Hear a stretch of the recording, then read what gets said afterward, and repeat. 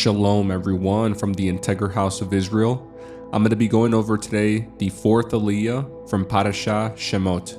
I'll be reading today from the book of Exodus, chapter 3, verse 1 through 15, as well as from the book of Acts, chapter 3, verse 12 through 15.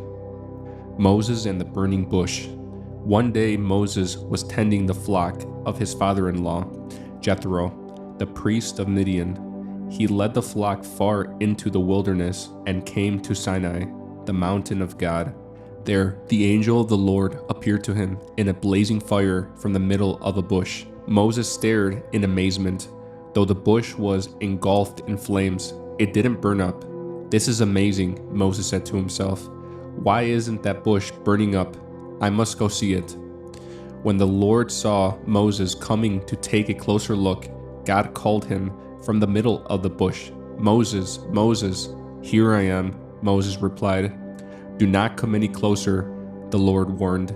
"Take off your sandals, for you are standing on holy ground. I am the God of your father, the God of Abraham, the God of Isaac, and the God of Jacob." When Moses heard this, he covered his face because he was afraid to look at God. Then the Lord told him, "I have certainly seen the oppression of my people in Egypt. I have heard their cries of distress because of their harsh slave drivers. Yes, I am aware of their suffering, so I have come down to rescue them from the power of the Egyptians and lead them out of Egypt into their own fertile and spacious land. It is a land flowing with milk and honey, the land where the Canaanites, Hittites, Amorites, Perizzites, Hivites, and Jebusites now live. Look, the cry of the people of Israel has reached me, and I have seen how harshly the Egyptians abuse them. Now go, for I am sending you to Pharaoh. You must lead my people Israel out of Egypt." But Moses protested to God, "Who am I to appear before Pharaoh?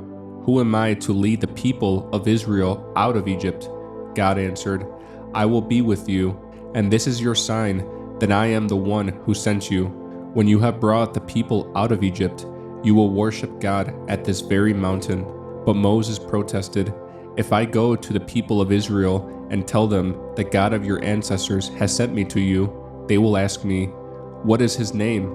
Then what should I tell them?" God replied to Moses, "I am who I am.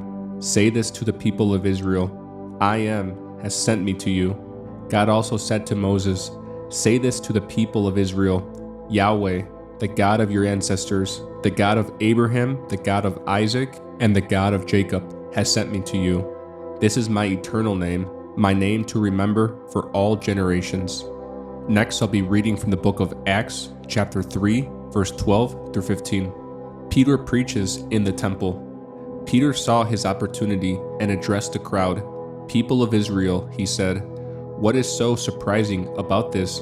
And why stare at us as though we had made this man walk by our own power of godliness?